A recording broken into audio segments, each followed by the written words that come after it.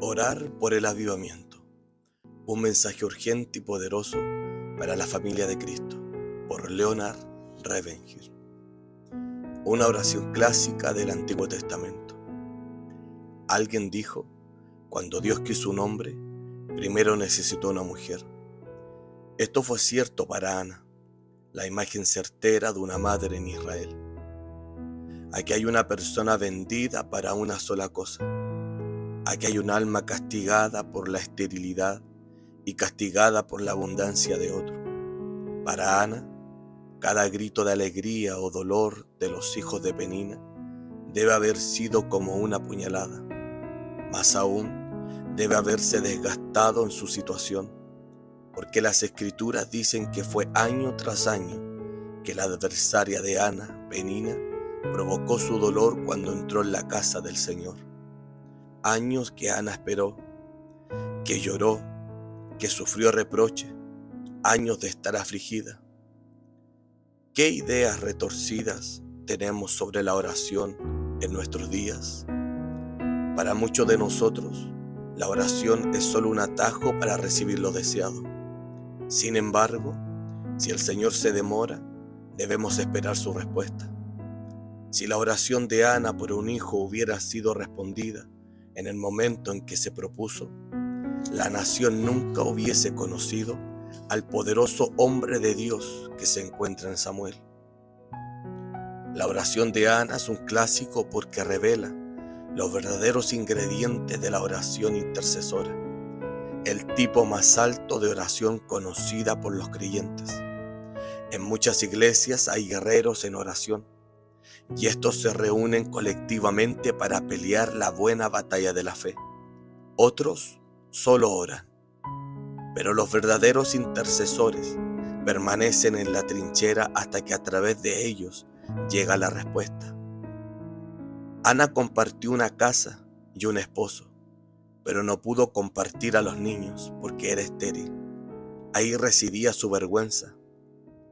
Tengamos en cuenta la creciente intensidad en el orden de los eventos en la vigilia de oración de Ana. Ana oró, 1 de Samuel capítulo 1 versículo 10.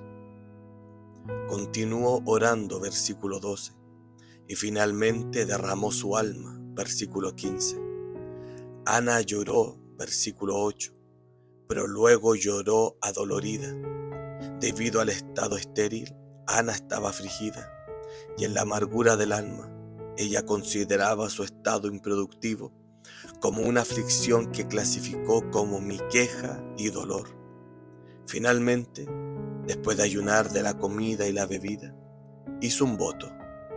Oh Señor de los ejércitos, si realmente observas la aflicción de tu sierva y te acuerdas de mí y no te olvidas de tu sierva, pero le dieras a tu sierva un hijo varón, yo lo daré al Señor todos los días de esta vida, y no pasará navaja sobre su cabeza.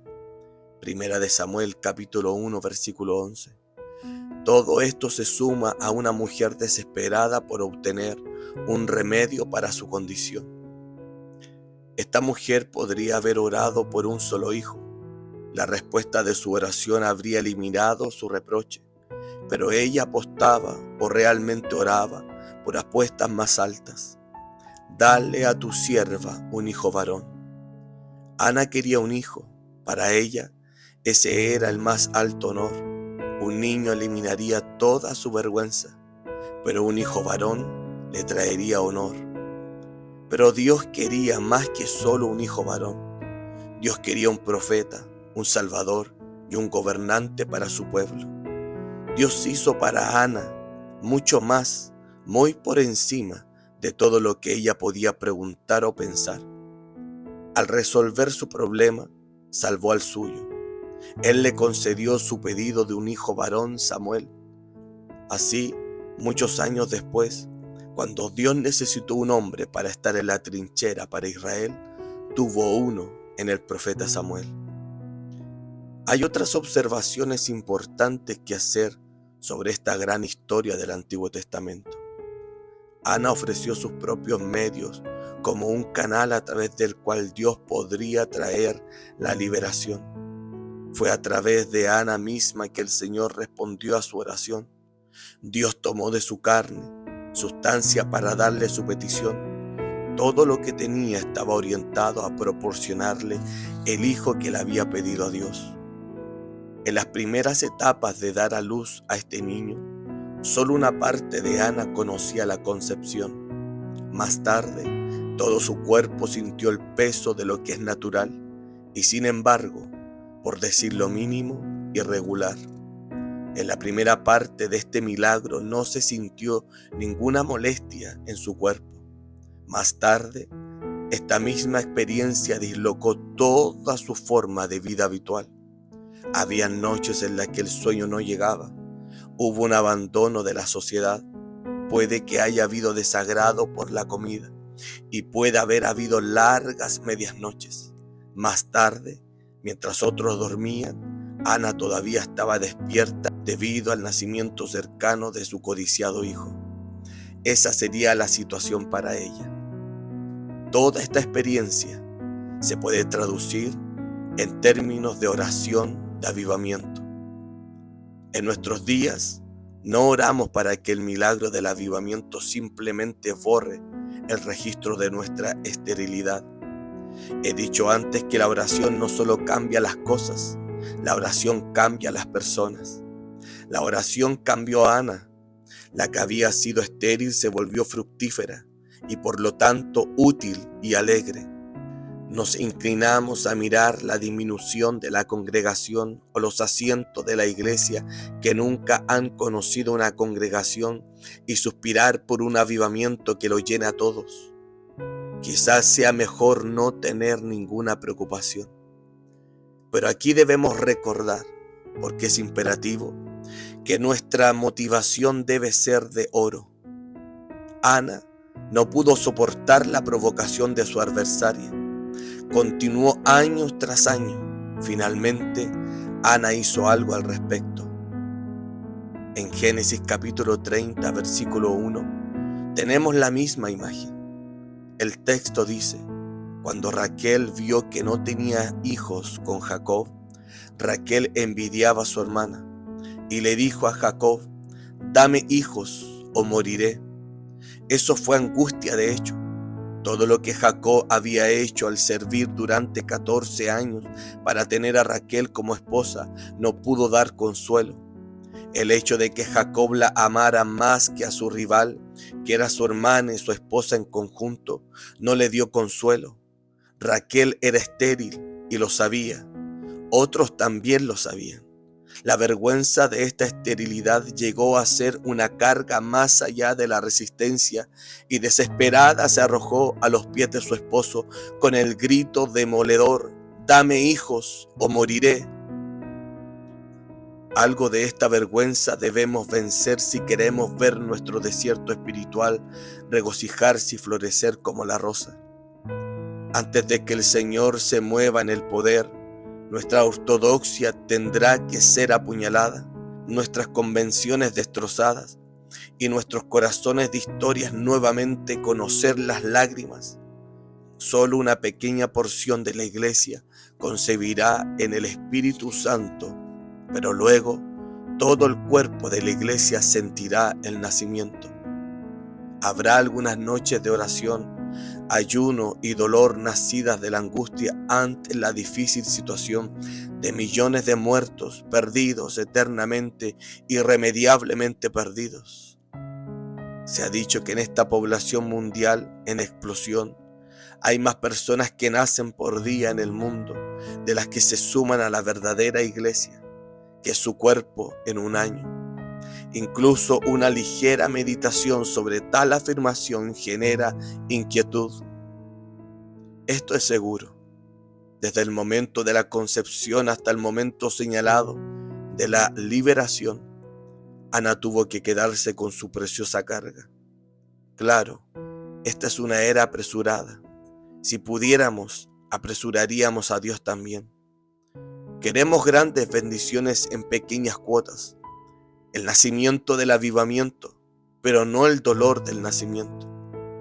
Espero que alguna vez nos cansemos de jugar a la iglesia y nos enojemos tanto con nuestra pobreza en el reino de las almas, que nosotros también ayunemos, convoquemos una asamblea solemne y busquemos el rostro del Señor.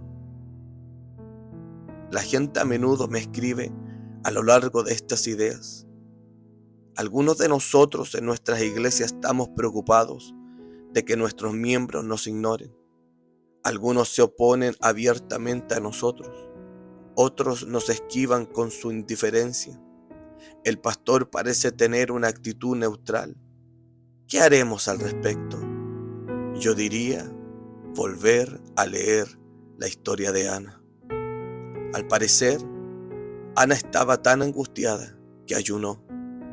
Entonces Elcana, su marido, le dijo a Ana: ¿por qué tú no lo haces más? ¿Cómo hizo Moisés para ayunar 40 días y luego, después de sus problemas, ayunó otros 40 días? ¿Somos más grandes que Moisés? ¿Cómo es que el Hijo de Dios ayunó solo en el desierto? ¿Estamos mejor informados que el Hijo de Dios? ¿Por qué Pablo elige el desgaste, el dolor y el ayuno? ¿Tenemos una mejor visión de las cosas que Pablo? Pablo podría ser un poco duro con nosotros y decir que somos aquellos cuyo Dios es el vientre. Una de las cosas más difíciles para Ana en el periodo de angustia de su corazón fue el hecho de que Elí, el sacerdote del Señor, entendió mal su estado.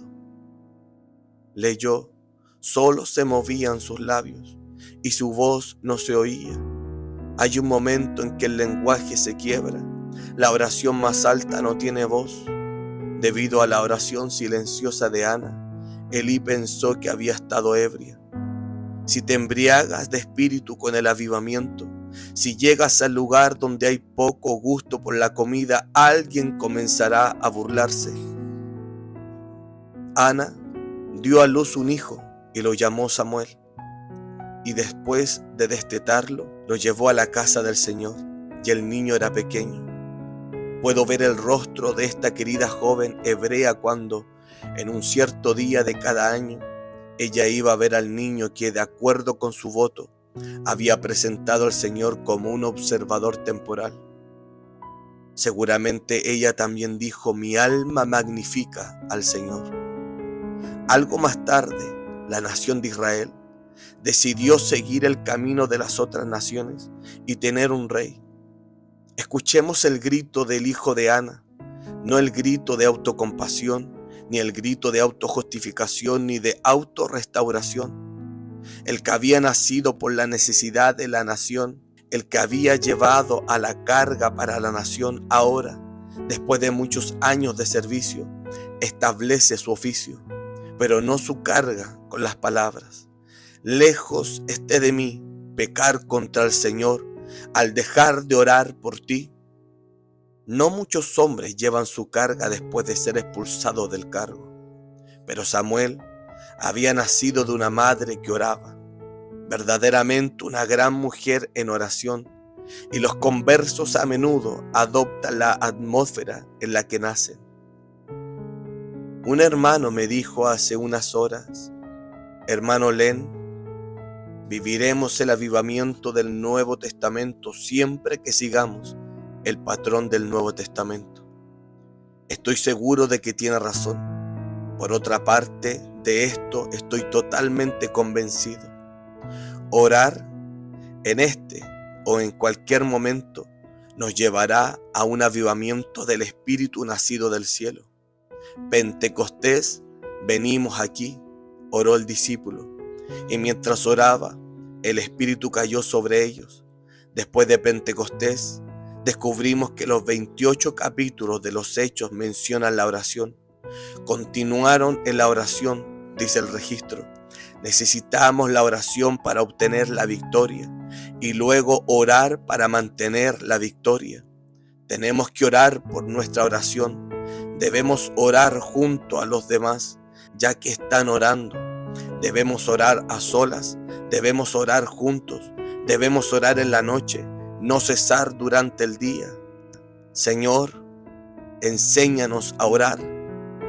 Oh Señor, en medio de estos tiempos, aviva el fuego en nuestros corazones. Ayúdanos a tener hambre y sed de tu presencia. Señor, muéstranos tus caminos y muéstranos tu gloria.